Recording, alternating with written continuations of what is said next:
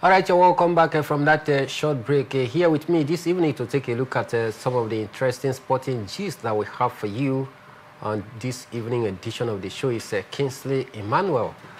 He joins me live in the studio. Kingsley, good evening and welcome to Sport Extra. Yeah, Mike, thank you very much. Nice to be here. Another weekend, of course, where we have to take a look at, some of the interesting stories coming from the beautiful world of sports. It's a weekend where we're not going to talk about club football because this is international break. The World Cup qualifiers, of course, is on. And I really love it because we take a look at the games. Super Eagles of Nigeria had a very impressive performance yesterday, as well as other teams as well. So it promises to be an exciting one, Mike. Nice to be here this evening. All right, it promises to be an exciting one indeed. Before we talk about the Super Eagles and their exploits yesterday, let's talk a bit of boxing on the show because former unified heavyweight champion Anthony Joshua is reportedly set for a major comeback bout against a social media star turned boxer Jake Paul in Miami this December. With December 9th and 12th being considered, Joshua has not fought since losing to Daniel Dubois in September 2024 and has been evaluating his next move. Jake Paul, whose rise from YouTube personality to professional boxer has gained global attention, was initially scheduled to fight Gervonta Davis on November 14th, but the bout was cancelled due to allegations against Davis.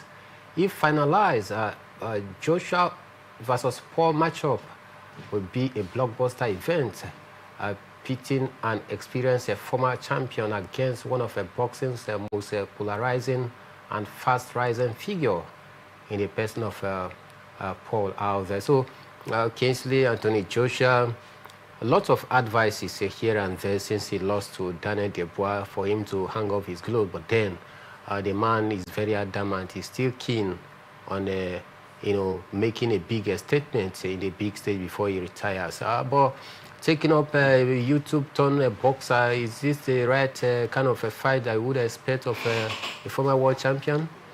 I think for me, yes. For me, looking at the fact that Joshua is coming back, after staying away for almost 2 years now, I think it's something that you shouldn't just rush, of course, to take a very, very big opponent, at this point in time. I think you should just tread, we should be very careful, knowing the kind of opponent, of course, he decide, of course, to go into the ring with, at this point in time. For me, if you take a look at it, so far so good. Even the Jake Paul, of course, is going to be fighting or probably getting ready to fight. I think he has not been that poor when it has to do with, of course, his performance. You take a look at his record, 13 fights so far, and out of that 13, he has won 12, out of those 13 fights, and 7 was by knockouts, and of course, the man has just, experienced just one loss so far in his 13 fights. So you could say that, yes, you say he's a YouTuber, a social media enthusiast, and all of that, but the man is gradually building that momentum, gradually building that, boxing spirit, of course, in him. When you take a look at, how far, he has gone so far. So a lot of person might probably say Jake Paul will be a very, very weak or simple opponent for Anthony Joshua. I don't really think so. It might be, of course, a very, very tough one. Looking at the fact that Anthony Joshua is just, coming back, from injury, is after staying away for a very, very long time. He has not been in the ring, as he stands. So Joshua will be coming in at this point in time as a boxer who is trying to, of course, re-establish himself, and of course try to also get familiarized once again, of course, with the ring. It's been a long time, no doubt now at this point. So for me, I think it's not really going to be an easy one. Jake Paul has also been one man who has actually, looked forward and putting up a good record, for himself from what we're seeing at this point in time. So we'll just see what comes up. But for me, I would have said Joshua should just let the year slide.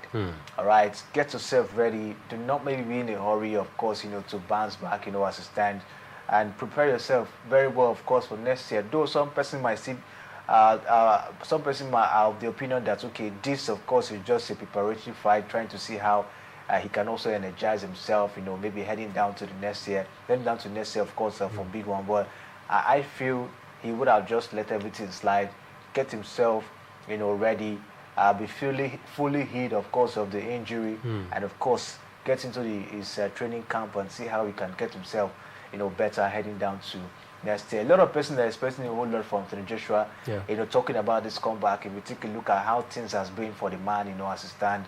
So the fans are having a very huge expectation from him, and it's not something he comes back again and starts, performing in a very, very disappointing, manner. So we just look forward to see what comes up if, of course, this bout will see the light of the day.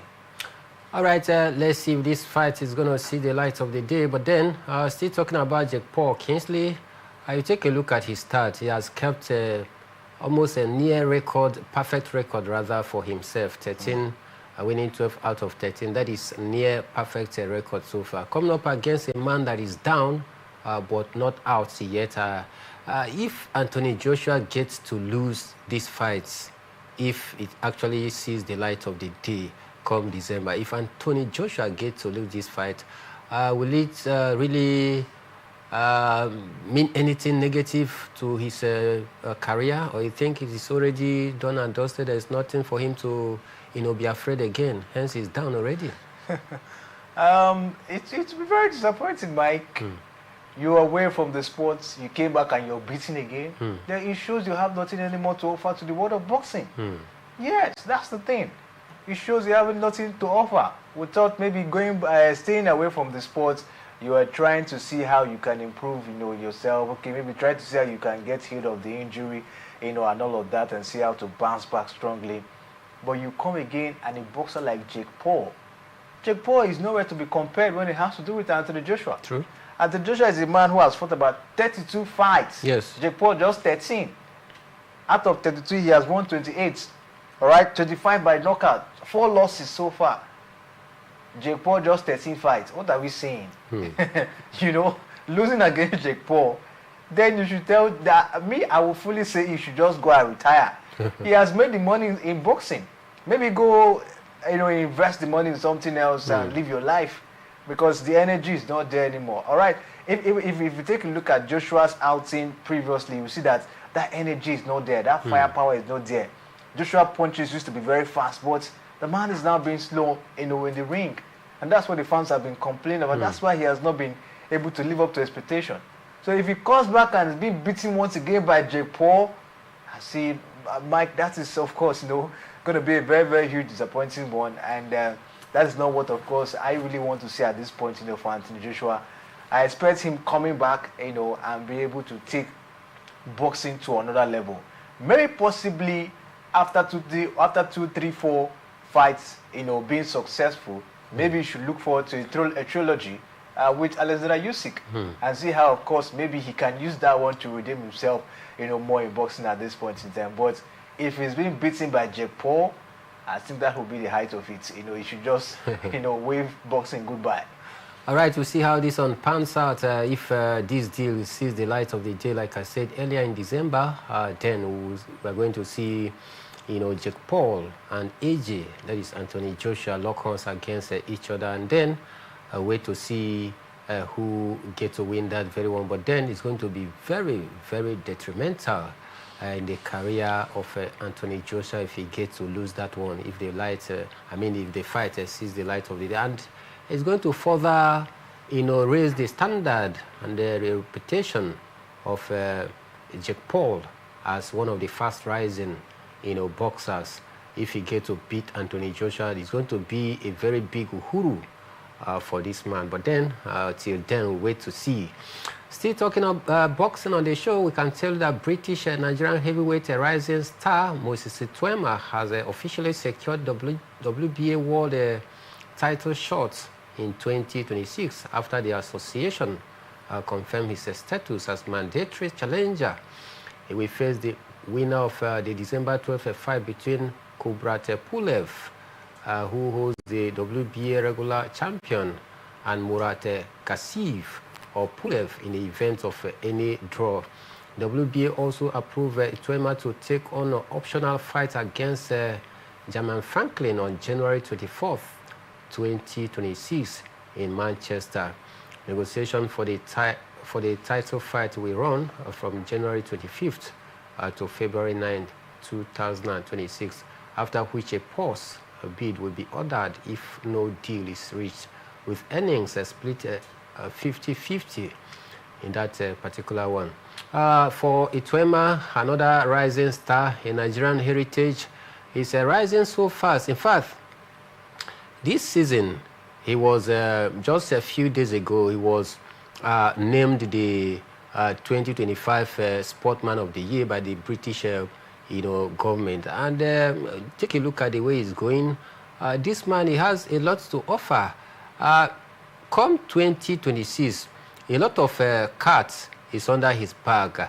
Do you see this man continuing this rise to the heavyweight division? I think it's just something we just have to keep our fingers crossed, and see how it goes. For Ituema, it's been an impressive one for him. Taking a look at his rise, so far, in boxing. I hear you talk about him, of course, facing Franklin. I think, of course, Franklin more of a big opponent, for him. But anything could happen, of course. In world of boxing, you can never say never. Anything can happen. You can just see Ituema, living up to expectation, being able, of course, to take down these big names. It's all about, of course, determination, and of course, it will be there. For what we just have to do is just to keep our fingers crossed and see how it goes. And I think for me, you should just take the progress, steady. You shouldn't just rush. Don't allow that, excitement or anticipation of being at the top, of course, to override you. Choose your opponent wisely, and see how far, of course, you can gradually, of course, get up there. I think for me, if you take a look at him, he has the potential of course, challenging the very best. But I think for me, he has to be very, very careful, because now that you're putting up a good record for yourself, it's not good a record is being dented when at this early stage, all right? Get to the top, all right? When you get to the top, so no matter who beats you, all right, people will still recognize you as one of those top boxers. But now you're gradually coming up. If your record is being dented, and of course, it really brings setback to you. So for me, I would advise him, of course, to choose his fight, carefully, and try to see how to, of course, climb the ladder, gradually until he gets to the top.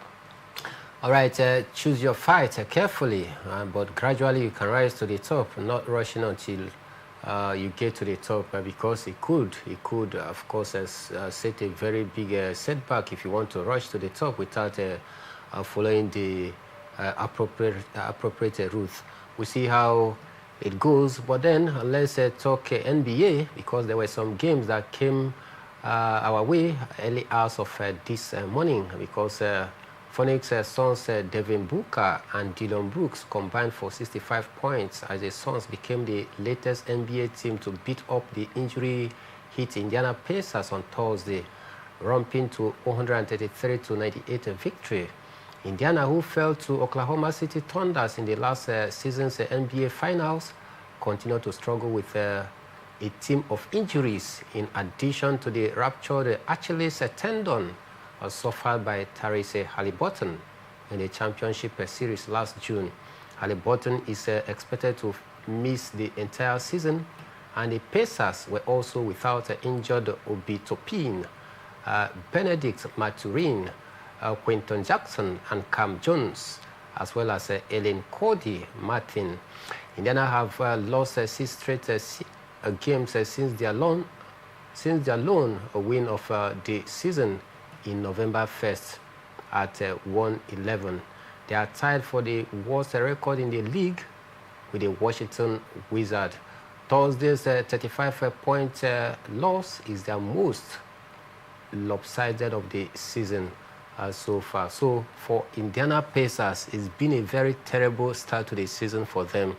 Take a look at the Eastern Conference table. They are seated second to the basement of the Eastern Conference. Will you attribute this poor start to the numerous injuries of the team? Of course, it could be when a team is, of course, experiencing many injuries, the players, of course, being injured. It's very difficult for them to, of course, live up to expectation, as they stand. And it's so unfortunate for them, this season as well, starting the season on a very poor note. Injuries, of course, not being the best, of course, not, of course, a good one, from what we're seeing at this point in time. So you could say injury, of course, actually the main reason why we're seeing Indiana Pacers struggling. Last season as well, they also had a little bit of struggle, and this season is even getting worse, at this point. So I just hope that, the players, of course, will bounce back, and be able to see how to put up, that challenge, once again. When the team is experiencing, massive level of injuries like this, it becomes a problem, for them to progress. And talk about the NBA, it's a game you play almost every day. You play you play this night, the next night you're playing. So sometimes fatigue comes in. Sometimes these players are injured, especially when they are not, of course, that very much, formidable, or when the team, of course, do not have, those do not have a very good number of players that are very, very active. Yes. That even maybe this one is tired, you can possibly bring in this one, and all of that. It becomes very, very worrisome. So I just hope that the players will, of course, get a quick recovery and see how to come back for the challenge. Other result that came through saw Cleveland Cavaliers lost at home to Toronto Raptors, 126-113. And I can also tell you that Utah Jazz were just at home by Atlanta Hawks. It ended 132 to 112 in that particular one. The NBA it continues, and of course, a few games have been played in the new season so far. Still many games that to come out of the 82 games that is set to go down throughout the course of the season. Some big-name teams are beginning to fumble, but Oklahoma City Thunders are one of the teams that have started on an impressive note so far this season. We hope that they continue this on. But for the Indiana Pacers, it's been a very terrible and a shaky start. No thanks to the dozens of injuries that the team is suffering. I hope that they can find their way to patch up that shaky team so far. But at this point, we'll take a quick break from the non-footballing stories. When we are back, the Super Eagles, they were in action yesterday, and Victor Osimhen is a name in the lips of so many. We'll do well to bring you all of that. And we are back from this short break. Don't go anywhere.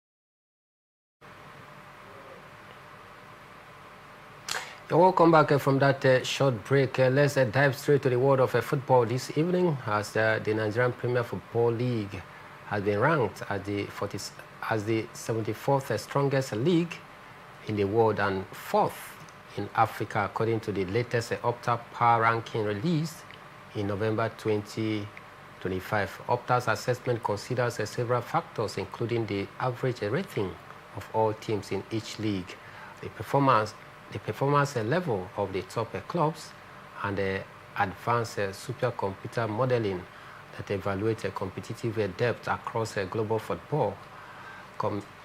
Against global football competition in Africa, Algeria's Ligue 1 leads the continent at 40th worldwide, followed by Egypt, who are seated 45th in the world, and South Africa's Premier Soccer League 52nd, the Nigerian Premier Football League ranked 4th in the continent and 74th globally, while the Ghana Premier League complete Africa's top 5 and 77th in the world.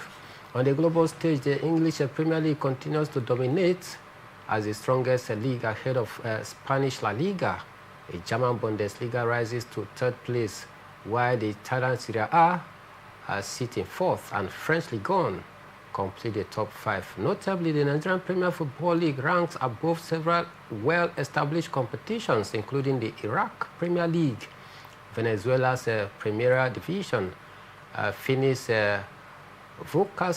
Vokaslugia, Armenia's Premier League, Georgia Premier League, and Belarusian Premier League, in that very order. So surprisingly, the Nigerian Premier Football League is far ranked than these teams or these leagues that we just mentioned.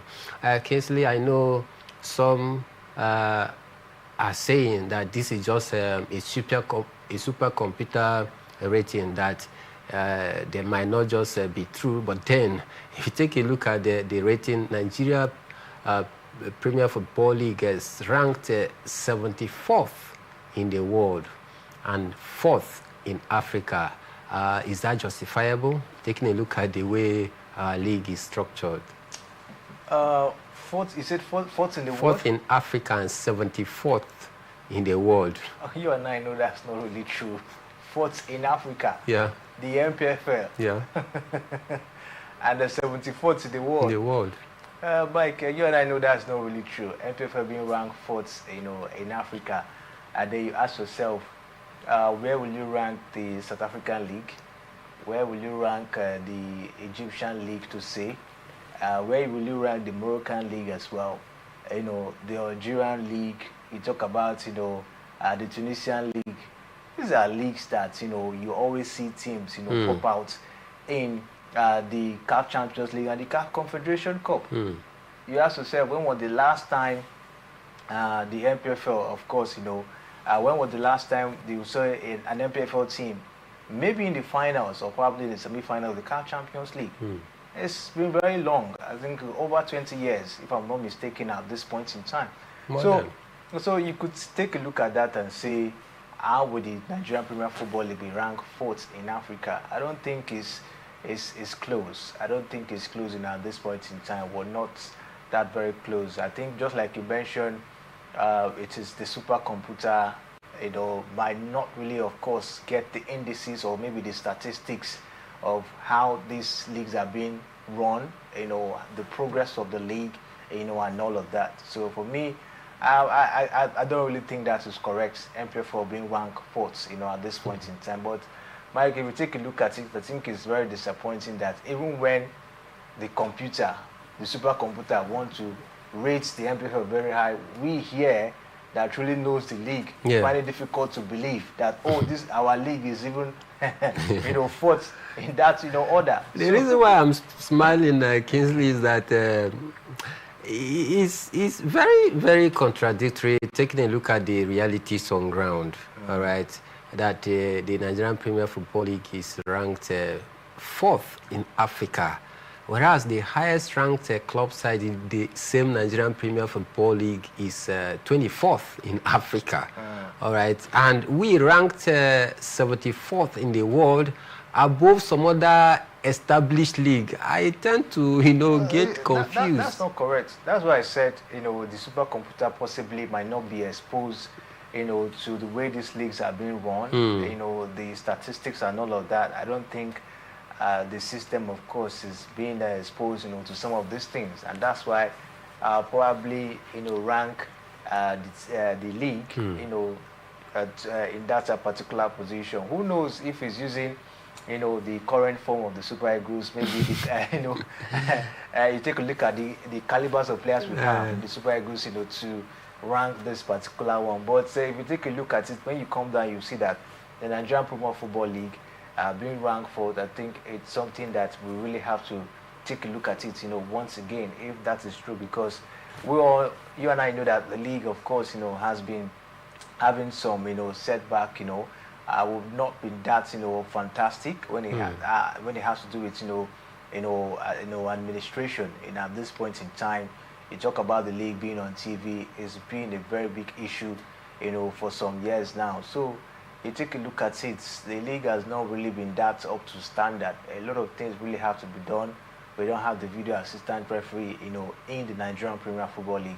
And you ask yourself, when would that, of course, happen? When are we going to have a video assistant referee in the MPFL? The other day, Benga Legbele came out to say that the video assistant referee technology is very expensive. That they can't afford to buy, those, technology at this point in time. So you ask yourself, if Benga Legbele is complaining, how would they be able to get the video arrow in maybe in the 20 teams, in the 20 teams having this technology? All right, if one is very expensive to buy, how would the 20 teams, of course, have it in their stadium? So these are things that we'll take a look at and all of that. Are the leagues on TV? The games are they on TV? Can someone stay in Russia to watch the MPFL? So just like we were here in Nigeria watching the Premier League every weekend. So that's the thing. Can someone have that excitement? Oh, let me watch Enyimba and Abia Warriors at the Abia Derby. In Russia. So these are things that we talk about. So I think there's a whole lot that needs to be done, so that when things like this, comes up, of course, not that yes, we're there, because the league, of course, is doing, very well. All right, Kingsley doesn't agree with the ratings of the Opta, that is the supercomputer out there that the Nigerian Premier Football League rated the Opta rated Nigerian Premier Football League 4th in Africa and 74th in the world. But then, what do we know? The supercomputer might not be right always, because it is also a device created or made by man. Maybe, I don't know the indices that were put on ground before the computer arrived to this particular junction. But then we leave that and head to the big one, because the Leopard of DR Congo have set up a meeting against the Super Eagles of Nigeria in the final of the 2026 World Cup qualifier African playoff in Morocco on Sunday. DR Congo beat Cameroon 1-0 in the second semi-final at the Stade El Barid in Rabat, that is in Morocco. Thanks to a late winner by captain Chancel Mbemba, Cameroon hold the African record for the most appearances at the World Cup with 8 overall, what will be missing from the expanded 48-team tournament, which comes up next year. Earlier, the Super Eagles beat Gabon 4-1 after extra time at the Mole Hassan Stadium in Rabat to advance into the final. Akko Adams had put the Super Eagles 1-0 up in the 78 minutes of regular time, but they were pegged back just a minute left on the clock through Mario Lemina's deflected shot. Chidera Ejuke restored the lead in extra time with his first goal for the Super Eagles before Victor James Osimhen scored a brace to send the Eagles into Sunday's final against the DR Congo side. Kingsley, it was such a joyous moment for the Super Eagles yesterday. Impressive display. How will you assess that game yesterday? Taking a look at it from the prism that the Super Eagles were pegged back, especially at the dying minute of that game. Yes, for me, I think first of all, was a good outing for the Eagles, especially the way they started the game. In the first half, had a little bit of chances. They were asking most of the questions, of course, in the first half of that game. Victor Osimhen, of course, couldn't utilize some of the chances. But in the second half, despite the fact that yes, they dropped in terms of performance and possession, they were still, of course, able to hold their own. Where we saw, of course, the goal, Victor Osimhen also getting some chances down there. We saw Cordams, coming up with that goal before that equalizer. For me, I think it was a very good outing, despite the missed chances. The players also live up to expectation. The likes of Benjamin Frederick in defense. You talk about Wilfred and Didi, Victor Osimhen, Akor Dams as well. Chidera Ejuke really surprised me yesterday. A man that has not been in the team, of course, for some time, came in and was able to put up a very good, impressive performance, and then for even scored a goal in that game. So if you take a look at it, I think for me was, of course, a good one. And the coach was also top-notch. He had a very impressive, tactical plan. Take a look at how he was able to manage the players, bringing in some of the good legs, of course, when it matters most. And I think for me, a good one for the Super Eagles of Nigeria. But one thing, of course, I really, really want Erichel to do, I know he has eyes for players, is to see how to see if you can maybe get, tend to look for good midfielders for the Super Eagles of Nigeria. I think the midfielders we have, yes, they're trying, but we would not see that much impact as well. I really miss Dele Bashiru. Of course, if he's in this game, we know what the man, of course, will be able to do. The likes of Alex will be with them. Yes, they know their job very well. But we need that. We need those midfielders that are very creative, all right, that and can very physical as well.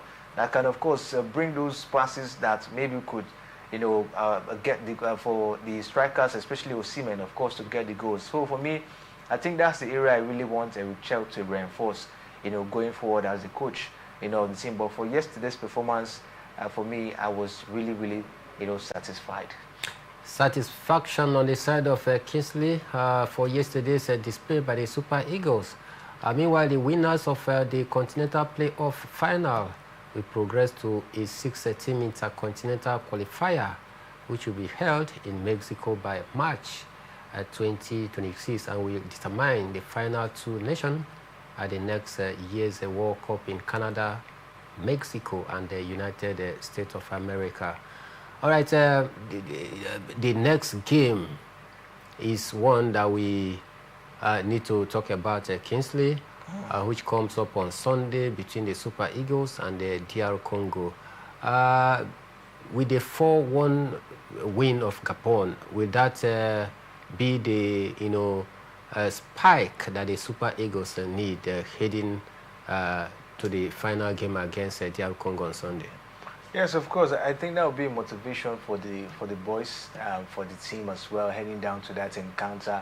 If we take a look at it, both teams are highly motivated, especially the Congolese side. They're very much, of course, motivated, looking at the fact that each of the players have been, promised $1 million if they make it to the intercontinental, playoff, assistance. So that's a very good motivation. You could see what they did against Cameroon yesterday, got that goal and was able, of course, to get that one done. And I think they'll be coming out for the Super Eagles of Nigeria. One thing that people do not really know is that, most of the players in DR Congo play in top teams in Europe. You talk about the likes of Aaron Wan-Bissaka, who plays for West Ham United. They also have players, from Ribetis, Augsburg in Germany. These are players, of course, that play also in the top 5 leagues in Europe, and they know what is at stake as well. Not only the Super Eagles of Nigeria that have stars. So for me, I think it's going to be a very huge encounter. Both teams will be coming out for this one, and they are all looking hungry to get this particular one. So I tell you, that encounter, Mike, is really going to be a crucial one. It's the DR Congo side that so many persons are underrating. I just shocked the Super Eagles of Nigeria, but I still think Super Eagles have what it takes, of course, to withstand them. I really love the spirits, in the team, talking about the Super Eagles of Nigeria, despite the distraction that was in before that game, the match bonus thing. We saw how they played. They didn't even play. They were playing as if they've been training, they've been together, that they didn't even have any distraction. So for me, I think they still look very formidable, but it's going to be a strong contest, looking at the fact that both nations are very hungry, and the players as well looking very much hungry. $1 million will do a whole lot, of course, for a player, in DR Congo, and they want to grab that with both hands at this point. So there's a lot at this point, and we'll just see what comes about. I still believe Super Eagles, of course, Nigeria has what it takes, to go ahead in that one. All right, we can tell you that President Bola Ahmed Tinubu has rallied the Super Eagles to remain resolute until they secure the qualification ticket to the 2026 World Cup in USA, Canada, and Mexico after going one step closer with a 4-1 bashing of Gabon in the Africa's playoff on Thursday. Before the game, the Super Eagles had been rocked by a bonus draw with the Nigerian Football Federation. The players and officials boycotted training on Tuesday, limiting them to just one full training session as a complete squad rotation. Familiarly, the Super Eagles midfield Mutiu Adepoju has also hailed the Super Eagles' stunning display, especially in the extra time in their 4-1 victory over Gabon yesterday. So this is what the team need at this point in time. Mr. President rallying support for the Super Eagles, but also urging them to keep their eyes on the ball until they ensure that the World Cup ticket is clinched. For me, yeah, what I would say is for them to treat the players well. That's what I'm saying. It's not for Mr. President to come out and hail them. It's not good. No, Mr. President has been doing his own part. Don't forget, they had some backlog of bonuses and allowances not paid to the Super Eagles. But then this same president doled out about 12 billion naira to the NFF. When? Few months ago. And the players came back and complained that they are still being owed. Yes, so the players are complaining that they were being owed for this African Cup of Nations qualifier and then this World Cup. Okay. The report that it was dated back in 2019 was false because Mr. President had cleared the backlog of those entitlements. So, like I was saying, the president has done his job by making sure, that he did his best to ensure that those backlog of salaries, were cleared with the 12 billion naira that he gave to the Super Eagles. That is the NFF. I won't say Super Eagles directly. So I think Mr. President should also be, giving some thumbs up, and we should also rally behind his team as well, just like Mr. President. Definitely, rally around the team, at this point in time. But for me, I think the Nigerian Football Federation, especially, should try most of the kind to do their job perfectly. You're not supposed to hold these players. Yeah. The thing is supposed to be, as soon as the players, they finish playing, maybe the qualifiers and all, you pay them immediately. You don't allow them to maybe come back and start protesting. We're not going to train. We're not going to play the match if you don't pay us. It's not good. It's not good for the image of the country. True. All right. So for me, I think as Mr. President is doing his best, the NFF should also reciprocate and try to do what is necessary to make sure that there is no loopholes. Maybe heading down to any tournament or the players complain. This at some point have a way of bringing division. Maybe among the players or among the Nigerian Football Federation and all of that. These are things that we're not supposed to hear. If DR Congo are taking care of their players, even promising them $1 million each, and then you talk about Super Eagles, you say we're giant of Africa and all of that. So for me, I think at this point in time, the players, they've done well. Whatever is due to be given to them, I think for me should be given to them. Yes, the support is there, but I just hope that what happened before that game against Gabon do not repeat itself, because it's actually very embarrassing. It has a way of distracting the team and bringing the morals of the players down. All right. we can tell you that the Super Eagles star man, talking about Victor James Osimhen, is moving closer to breaking the goal record held by the late Rashidi Yakini. Osimhen is now 6 goals behind Rashidi Yakini after he scored a brace against Gabon in the 2026 World Cup playoff game on Thursday. Galatasaray striker had missed a chance to win the game at 1-1, but in extra time, he produced 2 difficult finishes to win the game. The first goal was his 30th goal for the national team, while his 31st was the icing on the cake. This follows his hat-trick in Nigeria's 2026 FIFA World Cup qualifier 4-0 bashing of Benin Republic. A list of Nigeria's all-time top scorers include Rashidi Yakini, who is on 37 goals, followed by Victor James Osimhen on 31 goals. Segun Odegbami, mathematical, you call him, 23 goals. Yakubu Ayegbeni, 21 goals. Uche Ikechukwu on 19 goals. Obafemi Martins, Obago, as he's fondly called, with 18 goals. So Kingsley just 6 goals behind the all-time top scorer for the Super Eagles, Rashidi Yakini, with 6 goals. You think this one is very easy? Victor Osimhen will certainly, overtake him. Definitely, I think he will. Victor Osimhen is just about, let's say, 3, 4, 5 games away of becoming the top scorer in the Super Eagles of Nigeria from what I've seen now. The game against with the game against DR Congo, maybe he can get about 2 goals or 3 or thereabouts, and then head down to Intercontinental, get the job done, as it stands. So for me, I think it's very close. Nobody, you don't have to debate this or maybe argue about this. Victor Osimhen definitely, in the space of 2 to 3, 4, 5 games, I think he will, of course, be crowned the top scorer in the Super Eagles of Nigeria. The man has been fantastic, despite he missed a very, very good chance yesterday that so many persons were criticizing him for. But thank God he was able to redeem himself, and that makes him a very, very influential striker, a very top striker, of course, you could say. That's what, when you see a striker who, of course, maybe made a mistake in a game and being able to redeem himself, just like what we saw Haaland did over the weekend against Liverpool. Yes, he missed a penalty, but they were all able to bounce back and regain back, that game, and also his confidence, and that's what Osimhen did yesterday. So for me, impressive one. We've seen it. Osimhen has proven it, time after time that what he's currently doing is not luck. A lot of persons are saying Osimhen is not that a classic player and all of that. That he's just dwelling on luck and all that.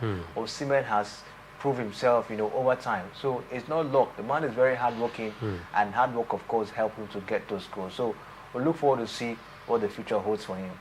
We look forward to see what the future holds for Victor James Osimhen. Meanwhile, we can tell you that Osimhen, Kelvin Bassing, and the 6 other key players in the Super Eagles fold are in jeopardy of a suspension if Nigeria secures a spot in the Intercontinental Playoff in March 2026. So this one is not a good news for the Super Eagles. Kingsley, Victor Osimhen, Kelvin Bassey, among other 6 notable names that should be very, very careful, because any card in our next game might just, lead them to missing the Intercontinental Playoff. Yeah, and of course, even the next game will be missing Wilfred Ndidi. Yeah. And his mic is going to be a little bit of a setback for us, in the midfield. The midfield is not even that very much formidable, and we're missing a man like Wilfred Ndidi. I just hope that, Richel will be able to see how to reshuffle the team and make it, of course, to be impactful, even in the absence of Wilfred Ndidi at this point in time. For Osimhen and the other players, I think they should be very, very careful, because any offense and they are being located once again, it means they will not play in the Intercontinental Playoff, and that would be, of course, a very huge mess if they qualify, as it stands. So I just pray that they are being careful, and they know what is at stake. So they should be able to try and most can to be very, very careful, in this particular encounter against DR Congo. All right, carefulness is a watchword out there. Kingsley, time runs so fast whenever we are having, whenever we are having time enjoying ourselves talking sport. But before we leave, just 30 seconds. Alex Iwobi is writing his name in the annals of Nigerian football history. He made his 90th appearance yesterday, and he still have more age to, of course, cement his legacy. True. A great one for him. Great one for Alex. He's that striker that, you know, sometimes he just come up with that surprise, come up with those surprises, all right? He might just be in the field, not really doing much, but just one, you know, true pass. You just see, of course, the Super Eagles, you know, bouncing back maybe in the game, you know, as it stands. So the man has really shown consistency, and you can't take it away, you know, from Alex Iwobi. He has shown consistency right from his days at Arsenal Football Club, went down to Everton, you know, down now, you know, to Fulham, even with the Super Eagles. I tell you, consistency has been, you know, his next name, and we just hope that he continues to put up this performance. We understand that there's a lot of expectation on him. He should maybe, you know, give us that, you know, that skills that we need, you know, in the midfield. Those, you know, killer passes. That's what we need from Alex Iwobi, you know, at this point in time. So I think for me, he has done well. We just hope that, of course, he continues to improve, you know, in his game. All right, this is where we are, forced to draw the anchor for today's edition of the show. But don't worry, tomorrow morning we'll make a return for a sport personality. Well, Kingsley, before we go, I'm, in betwixt on whom to give the sport extraordinaire for today's edition of the show. Victor Osimhen scored a brace yesterday against Gabon to take his tally, to 31, 6 goals to equal that of Rashidi Yakini. And Alex Iwobi making his 90th appearance and becoming the 5th highest capped player. Who should we give this one? Mike, if you ask me, I even have another person where I'm also looking at. I was having a dilemma today trying to decide the sports thriller, on our sister station. Benjamin Frederick. True. That small man that had a very good outing yesterday. True. And he has a very good story behind him. He plays in the Nigerian, I think as a 2023, he was playing for Nasarawa United. Yeah. All right. Well, yesterday we saw him, filling in the shoes of, William Trusecon yesterday, and had a very good outing. So I also consider him to be among the sport extraordinaire, but I don't really know. It's really, really a dicey one for me to decide. I don't know if we should leave it to the viewers to decide.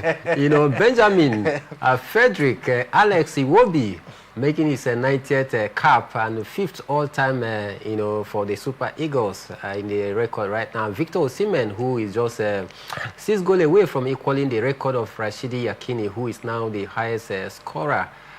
Because Victor Osimhen scored a brace yesterday, seated second close to Rashidi. But then, in fact, let's give it to Victor Osimhen, Kingsley. So Victor Osimhen is our sport extraordinaire for today's edition of the show because he scored a brace yesterday against Gabon to take his tally to 31 goals, 6th, shy of the all-time top scorer for the Super Eagles, Rashidi Yakini. So Kingsley, deserving. All right, deserving. Okay. On that note, we say have a very good evening today. I did a show alongside Kingsley Emmanuel. My name is Emmanuel Michael, the Prime Minister of the Airways, and we are saying gracias.